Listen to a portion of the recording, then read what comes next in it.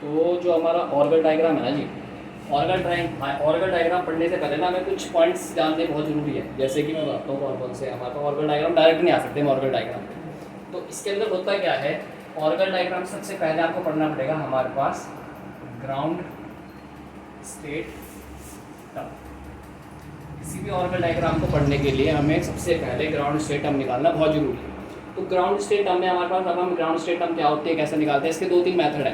But अगर आपके पास सिर्फ ऑर्गल डायग्राम है ना, तो आपका मैं मेन मकसद बताऊंगा, डायरेक्ट वहाँ से कर लेना, डायरेक्ट आंसर हो जाएगा। जैसे कि आपसे क्वेश्चन आ जाता है कि भाई साहब D2, या फिर इसी को अगर वो क्वेश्चन को ऐसे दे दे, क्या दिक्कत है उसको, वो दे दे अगर आपको Fe ना लेकर स्कैंडियम टाइटेनियम H2O का होल 6 माइनस, इस तरीके का कोई कॉम्प्लेक्स दे दे, या फिर इसी को आप जब सॉल्व करोगे तो यही निकल के आएगा D2।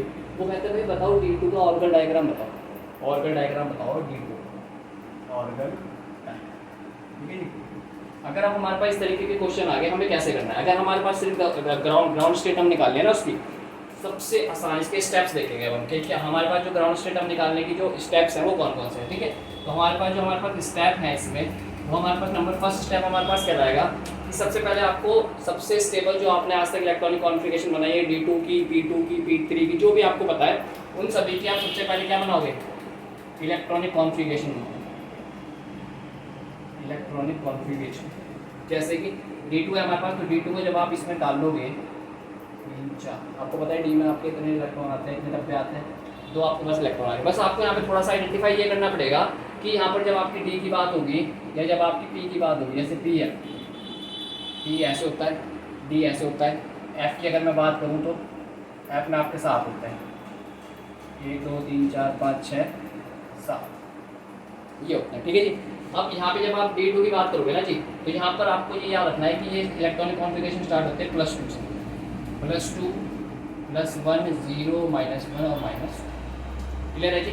जब आप P की बात करोगे, ये थोड़े बहुत आपको जब हमने वो पढ़ा था ना क्वांटम, तो क्वांटम में हमने 3 चीज़ें सीखी थी, 4 चीज़ें हमने कहा था। सबसे पहले आता है प्रिंसिपल क्वांटम नंबर, फिर हमारे पास आता है एजिमुथल क्वांटम नंबर, और फिर आता है मैग्नेटिक क्वांटम नंबर। ये मैग्नेटिक क्वांटम नंबर से आ रखा है डाटा, क्लियर है जी। यहाँ पे अगर हम बात करते हैं, यहाँ पर हमारा होता है +1 0 और -1। यहाँ पे जब आप बात करोगे तो देखो +1 आया, +2 आया, तो यहाँ पे क्या आएगा +3 +3 +2 +1 0 -1 -2 और -3, क्लियर है जी। जब आप ये बना लोगे, इसके बाद आपको यहाँ पर क्या करना है, आपको निकालना है यहाँ पे L की वैल्यू। अब L की वैल्यू होती क्या है, ये आपकी ml वैल्यूज़ है, ml, इसको आप बोलोगे सिग्मा ml, मतलब कि आपको टोटल करना है। सिग्मा मतलब होता है एडिशन, जितने इलेक्ट्रॉन उतने के साथ उसमें इंटू कर दो, मतलब कि यहाँ पे जैसे 2 नंबर लिखा हुआ, तो यहाँ पे जितने भी नंबर ऑफ इलेक्ट्रॉन होंगे उसके साथ इसके इंटू कर दो, मतलब कि अगर आप यहाँ पे निकालोगे तो 2 × 1 मतलब कि 2, 1 × 1 इलेक्ट्रॉन है तो 1, और सारे के कुछ चाहिए तो सारे के सारे क्या हो गए 0 हो गए, उसमें तो कोई इलेक्ट्रॉन ही नहीं, तो हम इंटू करेंगे, ठीक है।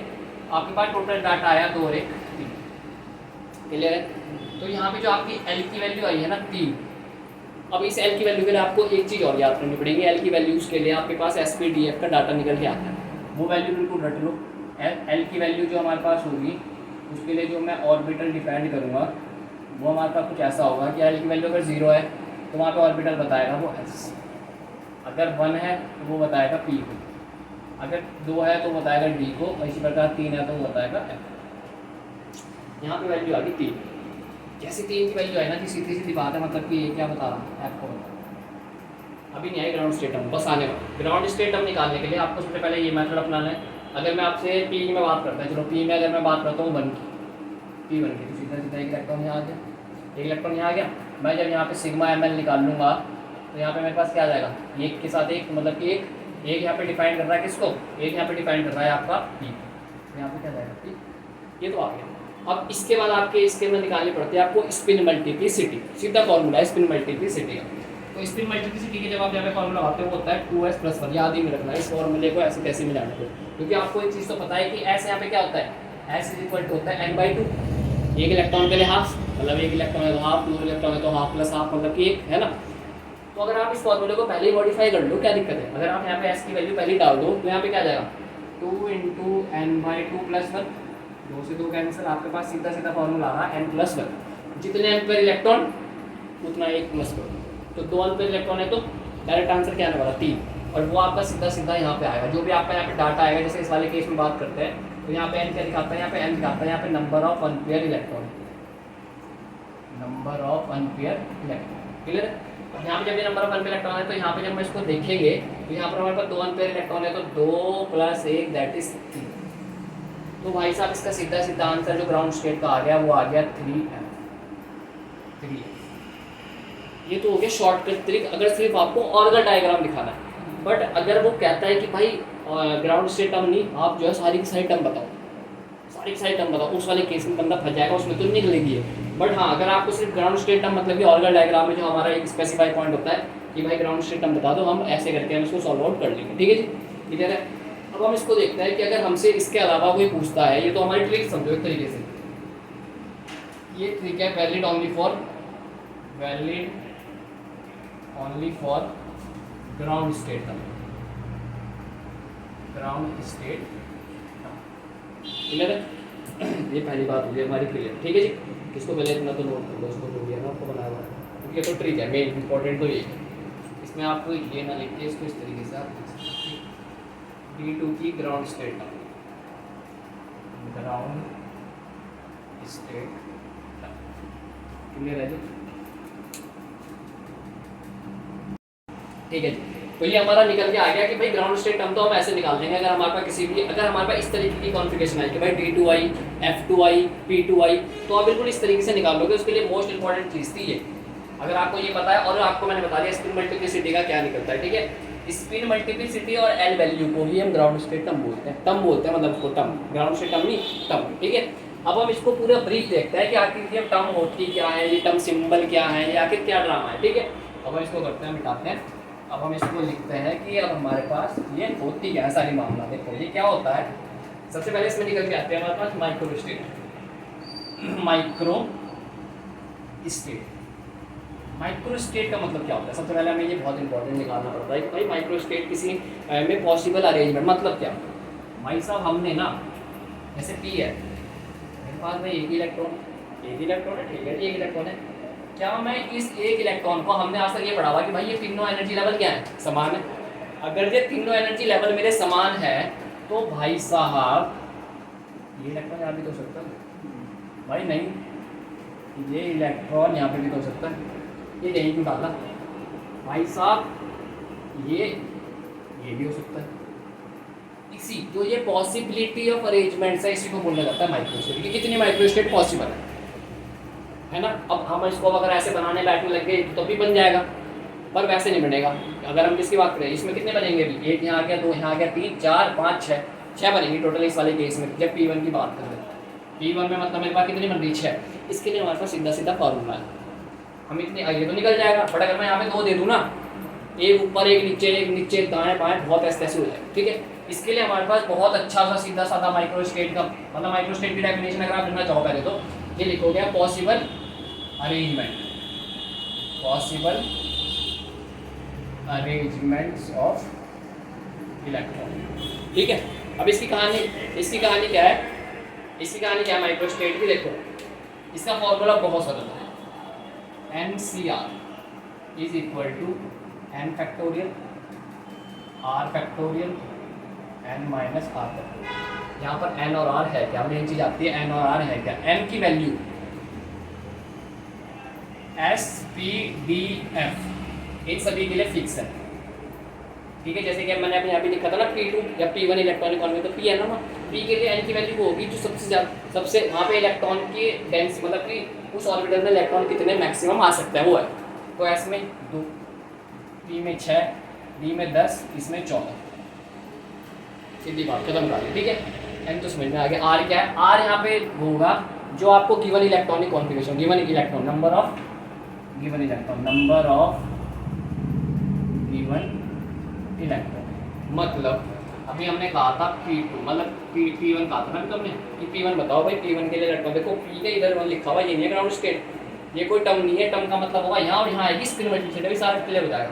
पहले माइक्रो स्टेट का P1 के लिए मैंने कहा भाई बताओ P1 के लिए कितनी पॉसिबल अरेंजमेंट्स हमारे पास पॉसिबल है। तो आपने कहा ठीक है जी, n तो हमारे पास P के लिए क्या होता है 6, मैं यहाँ लिखूँगा 6 फैक्टोरियल, यहाँ पे लिखूंगा मैं एक इलेक्ट्रॉन है ना, तो यहाँ पे एक आएगा एक, और यहाँ पे 6 माइनस 1। मुझे पता है यहाँ से डाटा 5 तो आ जाएगा, तो मैं इसको 6 × 5 कर देता हूँ सीधा, 6 × 5 फैक्टोरियल। और यहाँ पे जब मैं सॉल्व करूँगा तो यहाँ पे 5 फैक्टोरियल, सीधा सीधा 5 फैक्टोरियल से 5 फैक्टोरियल, फैक्टोरियल आपको आना चाहिए, ठीक है जी। फैक्टोरियल खुलता है आपका, जैसे कि अगर मैं यहाँ पे 5 फैक्टोरियल की बात कर रहा हूँ तो 5 4 3 2 1 ऐसे करके खुलता है, ठीक है जी। ये आपको मेरे हिसाब से नॉलेज होगी, ठीक है जी। फैक्टोरियल का खोला तो 5 से 5 करके टोटल आंसर क्या आ गया 6, मतलब कि 6 पॉसिबल अरेंजमेंट है इसके लिए, हमने देखा भी था कैसे, क्लियर है। इसी प्रकार अगर मैं आपको एक और एग्जांपल देता हूँ, जैसे कि मेरे पास भाई D2 है, मैंने कहा बताओ D2 के लिए कितनी इलेक्ट्रॉनिक कॉन्फ़िगरेशन पॉसिबल है। क्या हम जो आज तक हमने पढ़ी थी, अगर हम अपने स्कूल की मैडम के साथ ऐसा मजाक करते हैं, एक यहाँ लिख दे और एक यहाँ लिख दे, तुम्हारी मैडम मार देगी तुम्हें, है वो भी गलत, क्योंकि गलत तो है ही, बट हम पॉसिबिलिटी तो दिखा सकते हैं। जब हम इन तीनों को एक एनर्जी लेवल पे दिखा रहे हैं तो भाई एक इलेक्ट्रॉन हमने इसके एडजेसेंट में क्यों डालना, वो हमारी अलग कहानी है, ठीक है जी। बट अभी हम देखेंगे इसकी कितनी पॉसिबल अरेंजमेंट है। ये फॉर्मूला लगाते हैं, मुझे पता है ये 2 है और ये कौन है डी के लिए मेरे पास एन की वैल्यू क्या है 10 फैक्टोरियल बटे यहाँ पे क्या आ जाएगा 2 फैक्टोरियल, 10 में से 2 गया सीधा सीधा 8 फैक्टोरियल, यहाँ 10 रखोगे यहाँ 2 रखोगे, 10 में से 2 गया 8 फैक्टोरियल। मुझे साफ साफ एक चीज़ पता चलती है कि मैं इसको 8 तक लिख लूँ, खत्म कहानी। 8 फैक्टोरियल मैं इसको लिख देता हूँ 2 × 1 × 8 फैक्टोरियल, 8 से 8 गया, 2 पंजे 10, 9 पंजे 45 माइक्रोस्टेट पॉसिबल है, मतलब कि आप इसको 45 वे में लिख सकते हो भाई साहब इसे डी को, ठीक है जी। तो ये हमारे पास ये तो आई हमारे पास की माइक्रोस्टेट। अब ये जो हमारे पास 45 अरेंजमेंट्स हैं, इनमें कुछ ऐसा भी होगा कि जो हमारे पास जिनकी एनर्जी लेवल होंगी सेम, कुछ ग्रुपिंग कर देंगे हम on the basis of energy का, जो हमारे पास एनर्जी का लेवल आ रहा है ना, एनर्जी की कुछ अमाउंट आ रही, उस एनर्जी के अमाउंट के हिसाब से मैंने इनको एक सेट बनाया, ठीक है, जिनको हम बोल देंगे, क्या बोल देंगे हम उन्हें स्टेट। ये माइक्रो स्टेट थी, अब हम लिखेंगे स्टेट। ये आपको पता चल गया कि भाई साहब ये 6 अरेंजमेंट में लिख सकते हैं। उस 6 अरेंजमेंट में से कितनी अरेंजमेंट हमारी ऐसी हैं जिनकी एनर्जी लगभग सेम है, क्लियर है। तो हम उसको यहाँ पे डिस्कस करेंगे। ये हमारी माइक्रो स्टेट का फॉर्मूला बहुत इंपॉर्टेंट है, आपको समझ में आ गया, की पॉइंट ये है ऐसा, ठीक है जी, ठीक है जी, हो गया होगा। अब हम इसको आगे कंटिन्यू करते हैं। आगे कंटिन्यू करने के बाद मैंने बताया micro state is a possible arrangement of electron. अब हमारे पास आ जाएगा वर्ड स्टेट, और इसके बाद जो अगला वर्ड है वो है आपका टर्म। तो स्टेट क्या है, स्टेट को अगर मैं यहाँ पे डिफाइन करूँ, collection of micro state, collection of micro state having same energy, having same energy. मतलब वो ये कि अगर आपके पास 1 लाख रुपए है तो उसके अंदर 500 के नोटों की कितनी क्वांटिटी है, 100 के नोटों की कितनी क्वांटिटी है, 1000 के नोटों की कितनी क्वांटिटी है, इस तरीके का हम इसको बोलेंगे कलेक्शन बना देंगे, ठीक है। तो ये हमारे पास स्टेट कहलाएगी, ठीक है। अब ये स्टेट कैसे निकलेगी, यही सबसे कहानी जो आपकी मैडम ने बता रखा है, वो L1 से L2 वाला, वो यही मामला है, यहीं पे आता है, ठीक है। क्या होता है, अब हमने जैसे हमारे पास इलेक्ट्रॉनिक कॉन्फ़िगरेशन थी P2 थी, ठीक है। इस P2 में ना जी, इस P2 इलेक्ट्रॉनिक कॉन्फ़िगरेशन में आपको सबसे पहले तो ये टेबल फिर से याद रखनी है L की वैल्यू के लिए, कि भाई साहब L की वैल्यू और ऑर्बिटल में फ़र्क क्या है, उनमें रिलेशन क्या है। तो अगर 0 वैल्यू है तो वो S को डिफाइन करेगा, 1 वैल्यू है तो वो P को डिफाइन करेगा, है ना जी, 2 वैल्यू है तो वो D को डिफाइन करेगा। अभी मेरे पास P2 है, ठीक है जी। स्टेट का मतलब होता है यहाँ से आपका जो निकलने का जो तरीका है वो हमारे पास निकलता है L1 + L2 से लेके L1 - L2 मॉड के पॉजिटिव वैल्यूज चाहिए सारी की सारी, ठीक है जी। L1 + L2 से लेके L1 - L2 तक। अब L1 L2 जब जहाँ पे 2 इलेक्ट्रॉन होंगे ना उनके लिए यूज़ की जाती है, ठीक है। 2 इलेक्ट्रॉन या 1 इलेक्ट्रॉन होगा तो L1 फिर L2, L1 L1 ही रहेगा, ठीक है। क्या कहानी है, ये L की वैल्यू बहुत खतरनाक चीज़ है। यहाँ पे क्या होगा, जब हम बात करेंगे P2 की, जब हम बात करेंगे P2 की, यहाँ देख लेना P की वैल्यू क्या है यहाँ पे 1, बट अगर मैं यहाँ पे D2 लिख देता ना जी, अगर मैं यहाँ D2 लिख देता तो भाई साहब यहाँ पे D की वैल्यू क्या थी 2, मतलब कि जो ये L की वैल्यू है ना जी, जैसे यहाँ पे 2 इलेक्ट्रॉन है ना, 2 इलेक्ट्रॉन है, अभी 2 इलेक्ट्रॉन के लिए पढ़ेंगे, 3 इलेक्ट्रॉन के लिए बहुत ज़्यादा कॉम्प्लिकेटेड हो जाएगा, तो उसका हमारा अलग मेथड है। ऑर्बिटल डायग्राम बताएगा उसे बहुत अच्छे से कि हम 3 इलेक्ट्रॉन को कैसे पढ़ेंगे, 4 को, वो सब बताएगा हमें, ठीक है। अभी हम कह रहे हैं कि 2 इलेक्ट्रॉन का मामला है, तो 2 इलेक्ट्रॉन के मामले के लिए अगर मेरे पास यहाँ पे P2 होगा तो मैं यहाँ L की वैल्यू ना 1 इलेक्ट्रॉन के लिए 1 रखूँगा, दूसरे के लिए भी 1 ही रखूँगा। ये कन्फ्यूजन हुआ, ये जो L है ना, ये L की वैल्यू, ये L की वैल्यू जो है ये मेरे पास L की वैल्यू है, ये इनके ऑर्बिटल है। यहाँ मेरे पास 2 इलेक्ट्रॉन है, इलेक्ट्रॉन मेरे पास 2 है, बट वो किस में रखे हुए, P में। अगर वही इलेक्ट्रॉन दो मेरे डी में रखे होते तो मैं उस L1 की जगह एक इलेक्ट्रॉन के लिए दो रखता, दूसरे के लिए दो रखता। ये है कहानी। ये बहुत ज़्यादा खतरनाक ट्विस्टिंग वाला मामला होता है यहाँ पे, इसको आपको समझना बहुत जरूरी है, ठीक है। यहाँ बच्चे समझ नहीं पाते इस चीज़ को। तो अगर मेरे पास P है यहाँ पर, अगर मैं P के रिस्पेक्ट में बात कर रहा हूँ, दोनों लोग साथ चलते हैं, अगर हम P के रिस्पेक्ट में बात कर रहे हैं तो मेरे पास एक इलेक्ट्रॉन है, मुझे पता है कि दो इलेक्ट्रॉन है, सॉरी, तो मैंने दो के लिए ये बना दिया सिस्टम, L1 से L2 और L1 से L2 तो माइनस तक, ठीक है। तो एक इलेक्ट्रॉन के लिए मेरे L1 की वैल्यू 1 आएगी, तो यहाँ पे भी 1 आएगा, मॉड आएगा 1 माइनस 1, वैल्यू लिखो 2 से लेके जहाँ तक वो बैठ गई, तो यहाँ पे क्या जाएगा, एक और एक 2, फिर नीचे अगर आप एक डिक्रीज करेगा तो क्या आ जाएगा 1, और यहाँ पे क्या आ जाएगा 0, 1 और 2। क्लियर है जी, क्लियर हो गया मामला। ये L की वैल्यूज आई, 0 किसके लिए होती है, S के लिए, 1 के लिए P होती है और 2 के लिए D। खत्म, इसके लिए आता है D2 के लिए, इसी सेम फिनोमेना। अगर मैं D2 के लिए यही फॉर्मूला लगाऊंगा स्टेट निकालने के लिए, तो मैं क्या लिखूंगा जी, L1 प्लस L2, दो इलेक्ट्रॉन है तो दो इलेक्ट्रॉन के लिए तो यही क्राइटेरिया होता है, और L1 माइनस L2 ये क्राइटेरिया है मेरे पास, कोई दिक्कत ही नहीं है। D है यहाँ पर जी, D में 2 है, एक के लिए 2 होगा तो दूसरे के लिए 2 ही होगा, बस। ये बहुत ज़्यादा कंफ्यूजन करता है बच्चों को कि भाई यहाँ 2 कैसे आ गया, 2 इलेक्ट्रॉन पढ़ रहे तो 2 आ गया, वो यहाँ समझ लेते हैं, फिर यहाँ कंफ्यूज आते हैं। ये सारी चीज़ें मैं बता रहा, ठीक है। तो ये L की वैल्यू इसके रिस्पेक्ट में देखनी है क्या है, बस यहाँ आ गया 2 प्लस 2, 2 माइनस 2, ठीक है जी, 2 और 2 4, 3, 2, 1 और वही ये L की वैल्यूज आई है मेरे पास, ये टोटल L आया है मेरे पास। तो इसके लिए मेरे पास ये किसको रिप्रेजेंट करेगा, S को, ये किसको रिप्रेजेंट करेगा, P को, ये करेगा D को, ये करेगा F को, और ये करेगा S P D F G। Clear है जी, क्लियर है, बहुत आसान तरीका है। ये आपके आया अभी स्टेट और निकलेंगे, अभी ये स्टेट आ गया आपके कुछ तरीके के, ठीक है। ये S में हमारे 0 है, P में हमारे पास 1 है, D में हमारे पास 2 है, कुछ ऐसे हमारे पास फिनोमेना आ गया, ठीक है जी, T2 के लिए, ठीक है जी। और इसी प्रकार D2 के लिए हमारे पास कुछ वैल्यूज आ गई है। अब मेरे पास यहाँ पे 2 इलेक्ट्रॉन सिस्टम है, 2 इलेक्ट्रॉन सिस्टम के लिए जब आप बात करोगे 2 इलेक्ट्रॉन सिस्टम के लिए, अभी यहाँ है कंप्लीट, अभी आएगा, देखो ये हमारे पास 2 इलेक्ट्रॉन सिस्टम है, यहाँ पर भी, यहाँ पर 2 इलेक्ट्रॉन सिस्टम के लिए मोस्ट ऑफ द टाइम हम एक के लिए तो बहुत आसानी से निकल जाएगा, वहाँ पे एक ही वैल्यू निकल के आएगी, बट 2 इलेक्ट्रॉन के लिए नहीं निकल के आएंगे, 3 इलेक्ट्रॉन के लिए पढ़ते हैं, बहुत ज़्यादा कॉम्प्लिकेटेड हो जाता है। तो इसमें क्या होगा कि यहाँ पर हमारे पास जब 2 इलेक्ट्रॉन है ना, यहाँ पर जब हमारा 2 इलेक्ट्रॉन है तो जी पॉसिबिलिटी ऐसी भी है 2 इलेक्ट्रॉनों की, पॉसिबिलिटी ये भी 2 इलेक्ट्रॉनों की, ठीक है जी, पॉसिबिलिटी ये भी है, पॉसिबिलिटी ये भी है, वही हमने कल जो करा था सिंगलेट और ट्रिपलेट, खत्म हुआ। इस वाले केस में अगर आप यहाँ पे 2s+1 निकाल लोगे सिंगलेट और ट्रिपलेट में, हमने कल भी बात करी थी कि जब एक इलेक्ट्रॉन और एक इलेक्ट्रॉन ट्रिपलेट बन रहा था, याद होगा आपको, वैसे निकाल लो कोई दिक्कत नहीं। आपके पास फॉर्मूला है 2s+1 का, और s इक्वल टू होता है n/2, यहाँ पर तो हमारे पास n/2 आधे आधे 1 आएगा पूरा, क्यों, क्योंकि ये भी प्लस हाफ में और ये भी प्लस हाफ में, तो टोटल क्या आ जाएगा यहाँ पे 1 और 1 2, 2/2, टोटल क्या आ गया 1। अब इसकी वैल्यू यहाँ रखो, तो यहाँ आ जाएगा 2 × 1 + 1 दैट इज 3, तो इस वाली तो क्या बोलते हैं ट्रिपलेट। सिमिलरली अगर ये वाला फिनोमिना है, अगर हमारे पास ये वाला फिनोमिना है, तो इस वाले केस में क्या हो रहा था, यहाँ पे जब आप s = n/2 लगाओगे ना जी, तो यहाँ आ जाएगा 0, क्योंकि एक प्लस हाफ है और दूसरी माइनस हाफ है। अगर ये प्लस हाफ है तो ये क्या है, माइनस हाफ है, तो ये कुल मिला के 0 वाला मामला आ जाएगा यहाँ पे, ठीक है। इसकी वजह से यहाँ पे क्या आ जाएगा टोटल वैल्यू 2s+1 की, अगर आप यहाँ पे 2s+1 की वैल्यू निकालोगे, s की वैल्यू 0 है तो क्या आ जाएगा आपका, क्लियर है जी मामला। अब देखो जी यहाँ पर क्या होता है, ये हमारे पास सिंगलेट आ गई, ये हमारे पास ट्रिपलेट आ गई, मतलब कि 2 इलेक्ट्रॉन को जो हमारे पास सिस्टम है, उन 2 इलेक्ट्रॉनों के सिस्टम में, उन 2 इलेक्ट्रॉनों के सिस्टम में मेरे पास या तो सिंगलेट हो सकती है स्टेट, या फिर मेरे पास ट्रिपलेट हो सकती है स्टेट, ठीक है। जो मेरे पास ये डाटा आया SPDF को बिल्कुल क्रमबद्ध लिखो, S P और D, 3 आए ना तो 3 लिख दिए मैंने, इसके लिए हमारे पास अलग चल रहा, इसके लिए हमारे पास अलग चल रहा, ठीक है। SPD मैंने 3 लिखे, एक मैं लिखूंगा सिंगलेट के लिए पहले, और एक मैं लिखूंगा सेम SPD के लिए क्या, ट्रिपलेट। एक सिंगलेट लिखना, हर एक स्टेप में यही करना है, ठीक है। इसके केस में भी आते सेम करना है, बिल्कुल सेम करना है।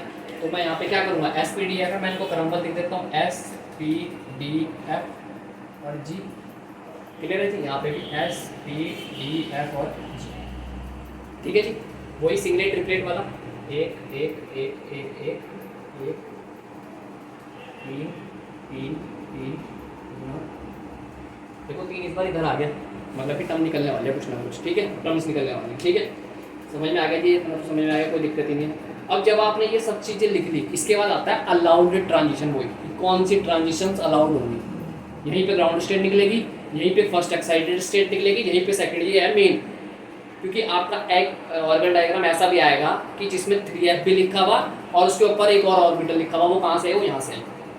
यही पूरा मैकेनिज्म फॉलो करना पड़ेगा, ठीक है। अब इसमें अलाउड ट्रांजिशन के लिए वैसे बहुत बड़ी गणित है, हमारे पास है सीधी ट्रिक लगा देंगे। क्या ट्रिक है, पहला अलाउड करो, दूसरे को क्रॉस मारो, अलाउड नीचे जाओ, क्रॉस, अलाउड और क्रॉस, खत्म।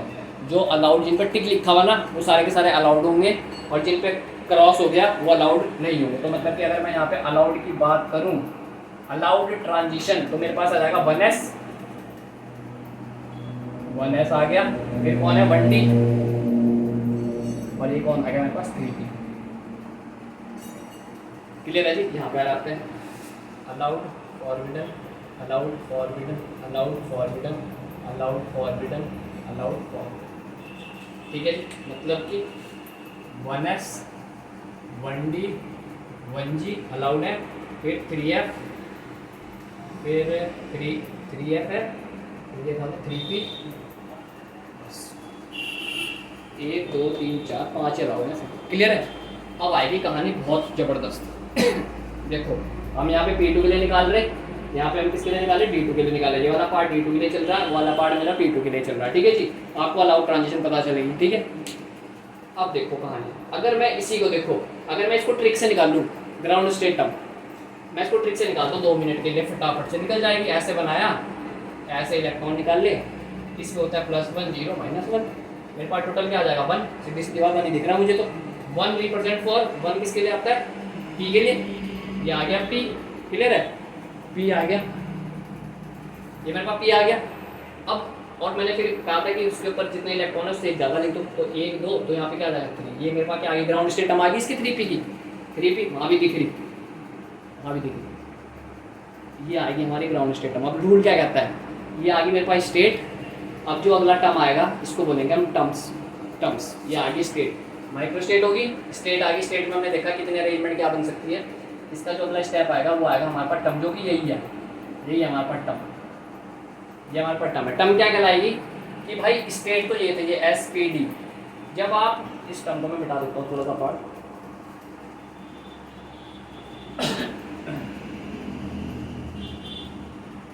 टर्म क्या कहलाएगी कि जब आप स्टेट में, जब आप स्टेट जो आपकी निकल के आई है SPD, ये आपकी स्टेट्स हैं, इन स्टेट के क्या करोगे, यहाँ पे स्पिन मल्टीप्लिसिटी लगा दोगे ना, स्पिन, इसके ऊपर स्पिन मल्टीप्लिसिटी, मतलब कि स्पिन मल्टीप्लिसिटी का मतलब होता है 2s + 1, वही टर्म जो हमने निकालना।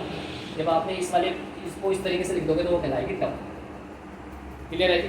अब इस टर्म में ग्राउंड स्टेट टर्म कौन सी है, मेन चीज़ आती है, कैसे सेलेक्ट करेंगे। यहाँ पे कैसे सेलेक्ट, यहाँ तो हमें पता ही चल गया, चलो अपने ट्रिक से कर दिया।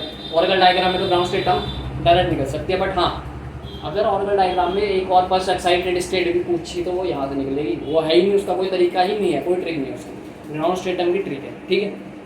अब स्टेट आ गई आपके पास, टर्म आ गई, सॉरी। अब इस टर्म में ग्राउंड स्टेट टर्म निकालने का क्या तरीका है, देखो सबसे पहले जो भी आपका अलाउड ट्रांजिशन आई उसमें देखो जिसकी सबसे ज़्यादा स्पिन मल्टीप्लिसिटी है, सबसे ज़्यादा के लिए वाला साइन बना रहा, स्पिन मल्टीप्लिसिटी, सबसे ज़्यादा जिसकी स्पिन मल्टीप्लिसिटी है वो सबसे ज़्यादा स्टेबल होगा। जिसकी स्पिन मल्टीप्लिसिटी सबसे ज़्यादा, वो सबसे ज़्यादा स्टेबल, मतलब कि वो सबसे डाउन में जाएगा। यहाँ पे स्पिन मल्टीप्लिसिटी 1 है, यहाँ पे स्पिन मल्टीप्लिसिटी 1 है, यहाँ पे स्पिन मल्टीप्लिसिटी 3, सीधी बात है। तो ये क्या आ गया, डाउन में आ गया सबसे पहले, तो ग्राउंड स्टेट टर्म मेरी 3p। अब इन दोनों में फिर कन्फ्यूजन, क्योंकि स्पिन मल्टीप्लिसिटी क्या आ गई, सेम आ गई।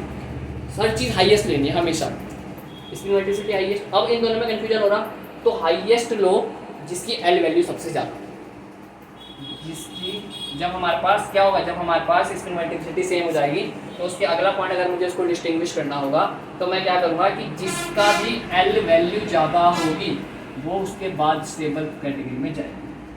अब D के लिए जो हमारे पास L की वैल्यू होती है वो होती है 2, और S के लिए वैल्यू होती है 0। तो सीधी सीधी बात पता चलती है कि सबसे स्टेबल तो 3p है, इसके ऊपर जो बैठा होगा वो होगा 1D और इसके ऊपर जो बैठा होगा वो होगा 1S। Ground state term, first excited, second excited. Clear हो गया जी? बिल्कुल मेरे हिसाब से क्रिस्टल क्लियर हो गया होगा आपको। सेम केस यहाँ पे लगेगा, लगा लो जी। वही यहाँ पे फिर फंस गया मामला, ये दोनों दिख रहे थे मुझे, अब मैं इन दोनों में कौन से को सिलेक्ट करूँ? मैंने कहा था जिसकी एफ वैल्यू तो कौन आगे आ जाएगा? 3F आ गया ना यहाँ पे आगे। सबसे ग्राउंड स्टेट टर्म मेरी क्या होगी? 3F।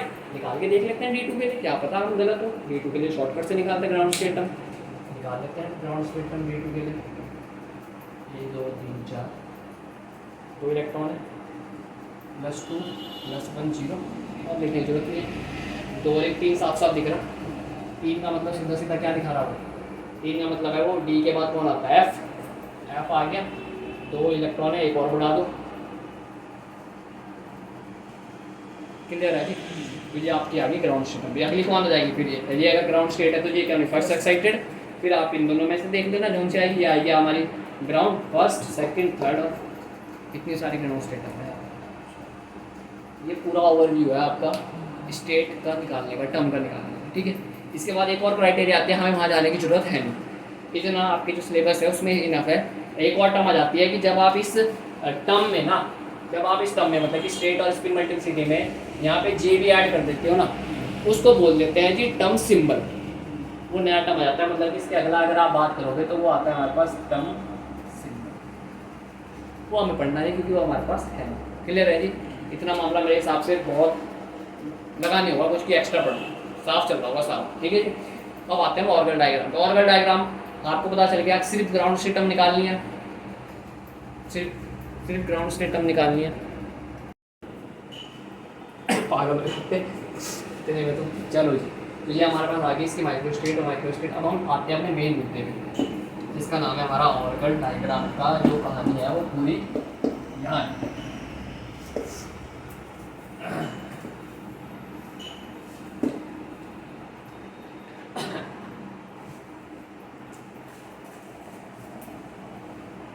Orgel diagram,